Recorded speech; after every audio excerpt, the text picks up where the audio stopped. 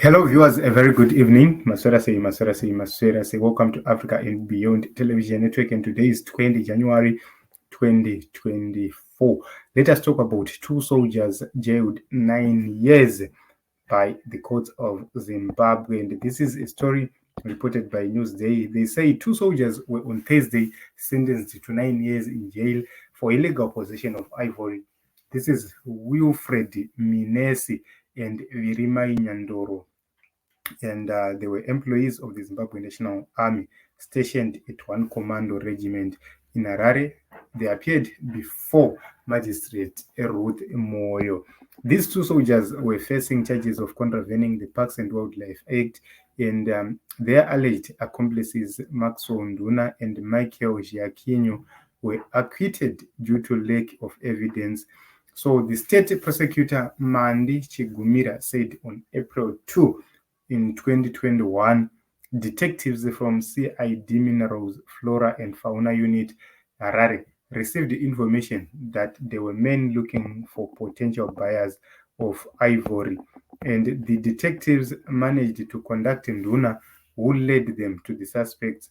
Upon meeting with the detectives, Minesi and Nyandoro confirmed having two elephant tusks that they intended to sell for $40 per kilogram. The duo said that they'd hidden the ivory in Mukuvis River near Brooks Drive, hillside, Harare.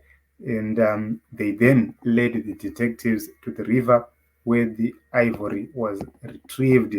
Upon seeing the ivory, the detectives then identified themselves as CID Minerals Flora and Fauna Unit members, and the court heard that the duo failed to produce any license or a permit that authorized it to possess the ivory, and that led to their arrest. So in Zimbabwe, we have so many cases of ivory mismanagement, where you hear about elephants, huge numbers of elephants dying or found without tusks, etc. Also, on target rhinos and other species. So it's said, Team Zimbabwe, that we are failing to preserve what belongs to us because a lot of these criminals are getting away with it. And I believe that the parks rangers are overwhelmed, because if these people come with live fire, which is more sophisticated than yours, then you have to protect your life first before you protected the lives of animals. So, but we have seen a lot of these people being busted, and it's said kuti ndo zviri kuitika. The major question is, how did they find these tusks or this ivory? How did this get into their own hands?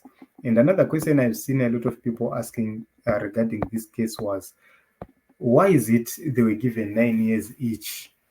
Why is it that corrupt people within the government are not given the same sentences?